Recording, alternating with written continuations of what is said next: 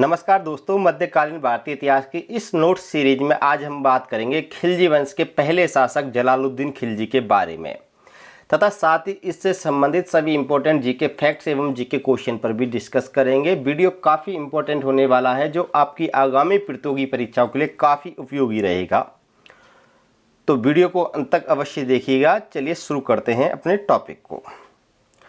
सबसे पहले हम देखते हैं कि जलालुद्दीन खिलजी वंश का पहला शासक था।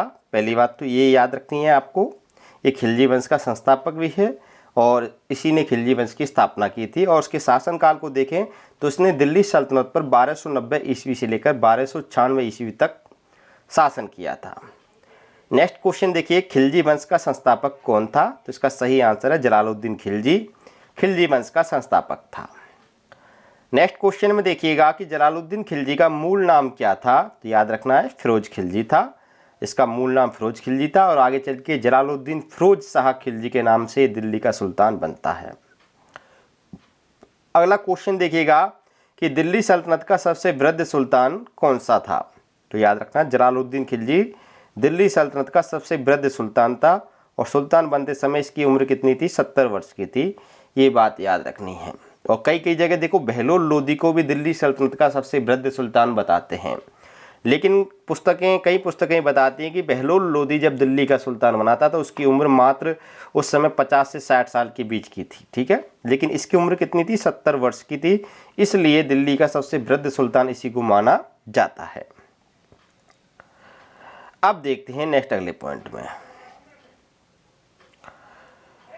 कि जलालुद्दीन खिलजी ने किस स्थान पर अपना राज्याभिषेक करवाया था।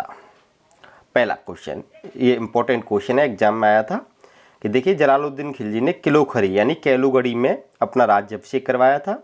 इसने गुलाम वंश के अंतिम शासक थे क्यूमर्स, उनकी हत्या कर दी थी। कैकुबाद की भी हत्या इन्होंने ही करवाई थी। और एक बात याद रखनी है कि जो क्यूमर्स था वो 3 साल का ही सुल्तान बना था, 3 माह शासन किया था उसने, और उसका संरक्षक उस समय जलालुद्दीन खिलजी ही था।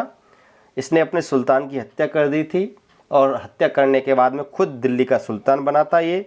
और इसने कैलूगढ़ी यानी जो कैकुबाद के द्वारा जो महल बनवाया जा रहा था कैलूगढ़ी किलोखरी महल, उसी महल में इसने 13 जून 1290 ईस्वी को अपना राज्याभिषेक करवाया। इसने दिल्ली में अपना राज्याभिषेक नहीं करवाया था, दिल्ली के लाल महल में, यानी बलबन के द्वारा जो लाल महल बनवाया गया था उस लाल महल में दिल्ली के सुल्तानों का क्या हो रहा था? राज्याभिषेक होता था आगे चलकर, यानी बलबन के बाद। लेकिन ये दिल्ली ही नहीं गया, इसने किलोखरी में ही अपने आप का राज्याभिषेक करवाया, अपने को सुल्तान घोषित किया और किलोखरी को ही अपनी राजधानी शुरुआत के समय में बनाया था। बाद में 1 साल बाद ये दिल्ली पहुंचा था, 1 साल तक इसकी राजधानी किलोखरी ही रही थी। अब समझिएगा कि खिलजी वंश के किस शासक ने किलोखरी यानी कैलूगढ़ी को राजधानी बनाया था? तो इसका सही आंसर है जलालुद्दीन खिलजी ने बनाया था। क्यों बनाया था उसके बारे में हम आगे बात करेंगे। अगला क्वेश्चन है कि कौन सा सुल्तान किलोखरी यानी कैलूगढ़ी में गद्दी पर बैठा और लगभग 1 वर्ष तक पुरानी राजधानी नहीं गया था? तो इसका सही आंसर है जलालुद्दीन खिलजी। अब देखिए समझिएगा क्यों नहीं गया था ये दिल्ली, तो समझिएगा फैक्ट्स में कि फिरोज खिलजी सुल्तान जलालुद्दीन फिरोज शाह खिलजी की उपाधि के साथ किलोगढ़ी यानी दिल्ली में 13 जून 1290 को अपना राज्यारोहण करता है, अपना राज्याभिषेक करवाता है। राज हत्या के अपराध के कारण दिल्ली का अमीर वर्ग उसे स्वीकार नहीं करेगा, इस भय से 1 साल तक वो किलोगढ़ी में ही रहा। उसके बाद मलिक फखरुद्दीन जो दिल्ली के कोतवाल थे, उन्होंने इसे दिल्ली आने का आमंत्रण दिया, किंतु वह दिल्ली जाने के लिए तभी सहमत हुआ जब दिल्ली के नागरिकों ने उससे आने तथा राजधानी को गौरव प्रदान करने की प्रार्थना की। इसके बाद वह दिल्ली आया तथा दौलत महल में रहा। ठीक है, दिल्ली में भी ये लाल महल में नहीं रहा, किस में रहा था? दौलत महल में रहा था। और इसने बलबन का लाल महल में ये अवश्य गया, यानी लाल महल इसने अवश्य देखा था, लेकिन बलबन के सिंहासन पर कभी नहीं बैठा। उसका मानना था कि सेवक को सिंहासन पर बैठने का अधिकार नहीं है। ये इंपॉर्टेंट पॉइंट है, एग्जाम्स में खूब पूछा जाता है कि किस सुल्तान का मानना था कि सेवक को सिंहासन पर बैठने का अधिकार नहीं है, दिल्ली का कौन सा सुल्तान कहता था? तो याद रखना है सुल्तान जलालुद्दीन खिलजी ये बात कहता था। अब नेक्स्ट पॉइंट में देखिए कि सुल्तान बनने से पूर्व जलालुद्दीन खिलजी कई पदों पर रहा था। कौन कौन से पद थे? कि देखिए बलबन के शासनकाल में ये सेनापति रहा था। कैकुवाद के शासनकाल में इसको सर जहांदार यानी सबसे पहले अंगरक्षकों के प्रधान का पद मिला, समाना की सूबेदारी मिली थी इसको। फिर उसके बाद में इसको आरिजे मुमालिक बनाया गया यानी प्रधान सेनापति बनाया गया कैकुवाद के शासनकाल में ही, और कैकुवाद ने ही इसको समाना से हटाकर बरन का इक्तादार भी बनाया था कैकुवाद ने ही, यानी कैकुवाद के शासनकाल में इसको ये 3 पद मिले थे। फिर उसके बाद में इसने रीजेंट यानी प्रतिशासक यानी संरक्षक के रूप में और वजीर के रूप में क्यूमर्स के शासनकाल में 3 माह शासन किया था। नेक्स्ट अगला पॉइंट देखिएगा कि सुल्तान जलालुद्दीन खिलजी के प्रमुख पदाधिकारी कौन थे। जब ये सुल्तान बन गया तो इसके मुख्य अधिकारी कौन कौन से थे, उनके नाम अवश्य याद रखिएगा। देखिए इसके शासनकाल में दिल्ली का कोतवाल मलिक फ़खरुद्दीन ही बना रहा, जो बलबन के समय भी दिल्ली का कोतवाल था।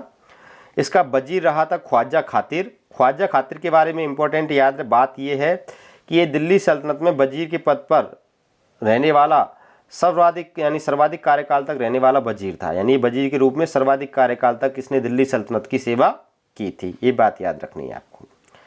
इसने आरिजे मुमालिक यानी प्रधान सेनापति किसको बनाया, मलिक खामोश को बनाया, जिसका उपाधि थी यगरुस खां की, यानी यगरुस खां को इसने आरिजे मुमालिक यानी प्रधान सेनापति बनाया था। इसने शाही पुस्तकाला अध्यक्ष किसको बनाया था, अमीर खुसरो को बनाया था, और अमीर हाजिब का पद इसने अहमद चप को दिया था। ये सारे इसके अधिकारी हैं, इनको याद रखना है, पूछे जाते हैं। अगला है पॉइंट कि जलालुद्दीन खिलजी के भतीजे यानी भाई के लड़के कौन थे। तो भाई के लड़कों में एक नाम आता है अलाउद्दीन खिलजी का और दूसरा नाम आता है मुइजुद्दीन का, जिसकी उपाधि अल्मास बेग थी, यानी इसको अल्मास बेग के नाम से जाना जाता था। इसने अलाउद्दीन को अमीर तुजिक बनाया और अल्मास बेग को आखुर बेग बनाया था, ठीक है। उसके बाद में आते हैं जलालुद्दीन खिलजी के पुत्र, यानी इसके 3 पुत्र थे जलालुद्दीन खिलजी के। पहले पुत्र का नाम था इख्तियारुद्दीन, इसकी उपाधि थी खाने खाना, इसको खाने खाना कहा जाता था। ये जलालुद्दीन खिलजी का बड़ा बेटा था। दूसरा पुत्र था हिसामुद्दीन, ठीक है, और इसको अर्क अली खां के नाम से जाना जाता था, इसकी उपाधि अर्क अली खां थी। और तीसरा पुत्र था कद्र खां, इसका सबसे छोटा पुत्र था कद्र खां। अब नेक्स्ट पॉइंट में देखते हैं जलालुद्दीन खिलजी के काल की प्रमुख घटनाएं कौन कौन सी थीं। तो देखिए जलालुद्दीन खिलजी के काल की घटनाओं में सबसे पहली घटना आती है मलिक छज्जू का विद्रोह, यानी मलिक छज्जू ने इसके शासनकाल में विद्रोह किया था। कई बार पूछा जाता है किस सुल्तान के शासनकाल में मलिक छज्जू का विद्रोह हुआ था, तो याद रखना है जलालुद्दीन खिलजी के शासनकाल में हुआ था 1290 ईस्वी में। पूरा नाम क्या था मलिक छज्जू का, पूरा नाम था मलिक छज्जू किसली खान, इसका पूरा नाम था। और ये बलबन का सुल्तान बलबन का क्या था, भतीजा था। पद क्या था, ये मलिक छज्जू कड़ा मानिकपुर यानी जो इलाहाबाद में गंगा नदी के किनारे है ये एक था, और ये कड़ा मानिकपुर का क्या था, इख्तियार था यानी गवर्नर था। नेक्स्ट क्वेश्चन देखिएगा कि किसके शासनकाल में कड़ा मानिकपुर के सूबेदार मलिक छज्जू ने सुल्तान मुगीसुद्दीन की उपाधि धारण कर सल्तनत के खिलाफ विद्रोह किया था। तो इसका सही आंसर है जलालुद्दीन खिलजी के शासनकाल में 1290 ईस्वी में। यह इसका पहला व एकमात्र विद्रोह था और यह विशाल सेना के साथ दिल्ली पर क्या करता है, चढ़ाई करता है, यानी दिल्ली पर आक्रमण करता है। बर्नी का कहना है कि बर्नी के अनुसार कि मलिक छज्जू चींटियों व टिड्डियों की तरह सेना लेके दिल्ली गया था, यानी दिल्ली पर इसने चढ़ाई की थी चींटियों व टिड्डियों की तरह सेना लेके। लेकिन होता क्या है कि दिल्ली पहुंचने से पहले ही अर्क अली खां ने इसको क्या कर दिया, पराजित कर दिया था तथा सुल्तान के समक्ष प्रस्तुत किया, परंतु सुल्तान ने इसको क्षमा कर दिया। इस सफलता के बाद में अर्क अली खां जो उसका बीच का बेटा था, दूसरे नंबर का बेटा था, इसको इसने मुल्तान का इख्तियार बनाया तथा मलिक छज्जू को इसके नियंत्रण में रखा, यानी इसके नीचे पद दिया, इसके अंडर में इसको मलिक छज्जू को भेजा मुल्तान, ठीक है, अर्क अली खां के अंडर में। अगला क्वेश्चन है कि किसने गंगा घाटी के हिंदू जमींदारों के साथ मिलकर 1290 ईस्वी में जलालुद्दीन खिलजी के खिलाफ विद्रोह कर दिया था, तो इसका सही आंसर है मलिक छज्जू ने। नेक्स्ट अगला पॉइंट है, क्वेश्चन है हमारा कि मलिक छज्जू के स्थान पर कड़ा मानिकपुर का नया इख्तियार किसे बनाया गया था। तो देखिए मलिक छज्जू के स्थान पर कड़ा मानिकपुर के नए इख्तियार बने थे अलाउद्दीन खिलजी। अब दूसरी घटना है जलालुद्दीन खिलजी के शासनकाल की कि सूफी संत सिद्दी मौली की हत्या, यानी देखिए सूफी संत सिद्दी मौला की हत्या, सूफी संत सिद्दी मौला की हत्या जलालुद्दीन खिलजी के शासनकाल की दूसरी इंपॉर्टेंट घटना है। देखिए, सिद्दी मौला ईरानी मूल का व्यक्ति था, यानी ईरान का निवासी था और सुल्तान बलबन के शासनकाल में दिल्ली आया था, यानी भारत आया था और दिल्ली में बस गया था। अजोधन यानी पंजाब में एक सूफी संत थे बाबा फरीद, जिनको सुल्तान बलबन ने अपनी पुत्री हुसैरा का विवाह भी किया था इनके साथ में। और ये अजोधन के जो सूफी संत थे बाबा फरीद, इनका ये शिष्य था, यानी इनका ये शिष्य बन गया था। और दरवेश यानी फ़कीर की प्रकृति का था, ये फ़कीरी दरवेश प्रकृति में रहता था और जन कल्याणकारी कार्य करता था, इसके कारण ये अत्यंत लोकप्रिय था। और सुल्तान जलालुद्दीन भी स्वयं भेष बदलकर इसकी खानका यानी इसके मठ में जाया करते थे। सुल्तान जलालुद्दीन खिलजी का पुत्र खाने खाना यानी इख्तियारुद्दीन भी इसका शिष्य बन गया था और उसे आर्थिक सहायता देता था। लेकिन सुल्तान का दूसरा पुत्र अर्क अली खां इसकी लोकप्रियता व राजनीति में हस्तक्षेप के कारण इसका विरोधी बन गया था। आगे चलकर होता क्या है कि एक हिंदू अधिकारी होते हैं हातिया पाक व निरंजन कोतवाल, ये दोनों सुल्तान को मारने का षड्यंत्र रचते हैं। कौन? हातिया पाक और निरंजन कोतवाल। तो याद रखना है कि हिंदू अधिकारी हातिया पाक व निरंजन कोतवाल के द्वारा सुल्तान की हत्या कर सिद्दी मौला को खलीफा बनाने का क्या रचा गया? षड्यंत्र रचा गया। किंतु षड्यंत्रकारियों में से एक व्यक्ति ने सुल्तान की इस योजना की सूचना दे दी। उसके बाद सिद्दी मौला और उसके प्रमुख समर्थकों को तुरंत गिरफ्तार करके सुल्तान के समक्ष प्रस्तुत किया गया और सिद्दी मौला के साथ वाद विवाद में सुल्तान अत्यधिक क्रोधित हो गए। उनके आदेशानुसार विरोधी संप्रदाय के एक व्यक्ति ने सिद्दी मौला को छुरे से घायल कर दिया और उसी समय अर्क अली खां ने सिद्दी मौला को हाथी के पैरों के नीचे कुचलवाकर मरवा दिया। ठीक है। अब बर्नी के अनुसार बर्नी इस हत्या के विषय में क्या कहते हैं कि बर्नी कहते हैं कि भाई ये जो हत्या थी अन्यायपूर्ण हत्या थी। बर्नी का मानना है, बर्नी जो जियाउद्दीन बर्नी थे वो भी सिद्दी मौला के प्रशंसक थे और उन्होंने सिद्दी मौला की इस हत्या के विषय में कहा कि भाई ये हत्या अन्यायपूर्ण हत्या थी। इस हत्या के उपरांत राज्य में भयंकर सूखा पड़ा था, किसान आंदोलन हुए, महंगाई बढ़ी और सुल्तान के ज्येष्ठ पुत्र यानी बड़े बेटे खाने खाना की क्या हो गई थी? मृत्यु हो गई थी। लेकिन आधुनिक इतिहासकार डॉक्टर के.एस. लाल सिद्दी मौला को दिए गए इस दंड को उचित ठहराते हैं, ये बात भी आपको याद रखनी है। अब क्वेश्चंस देखिए, एग्जाम्स में क्वेश्चंस किस प्रकार आए थे कि किस एकमात्र मामले में जलालुद्दीन खिलजी ने कठोरता व निर्दयता की नीति अपनाई थी। देखिए, जलालुद्दीन खिलजी दिल्ली के सबसे उदार शासक थे, सबसे दयालु शासक थे, लेकिन एक मामले में कठोरता और निर्दयता की नीति अपनाते हैं, वो मामला था सिद्दी मौला का षड्यंत्र। ठीक है, सिद्दी मौला के मामले में एक कठोरता व निर्दयता अपनाते हैं। जैसे आपने देखा था पहले कि मलिक छज्जू ने विद्रोह किया, दिल्ली पर चढ़ाई की, फिर भी मलिक छज्जू को इन्होंने माफ़ कर दिया था। ठीक है, एक बात याद रखनी है। तो ये उदार थे, लेकिन इस मामले में ये क्या हो गए थे? कठोर और निर्दयी हो गए थे। इन्होंने अपना आपा पहली बार इसी मामले में खोया था सुल्तान जलालुद्दीन खिलजी ने। नेक्स्ट अगला क्वेश्चन है कि बर्नी किस घटना के संबंध में कहता है कि इसके बाद एक जबरदस्त आंधी आई और जोर की वर्षा हुई और अकाल पड़ा?